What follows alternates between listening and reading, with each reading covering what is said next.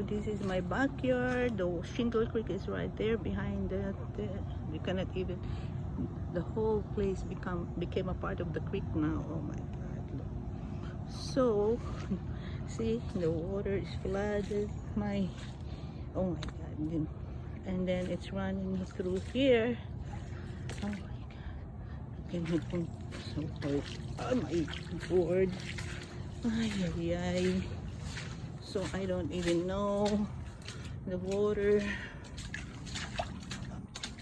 See, it's flowing here. So now Seiko is going to the street, and this is my front street. OMG, and my neighbors are all out.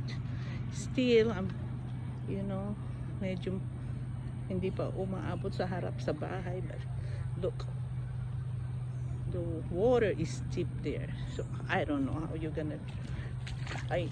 In fact, last night National Guard went to my neighbor and see, oh my Lord, Shingle Creek.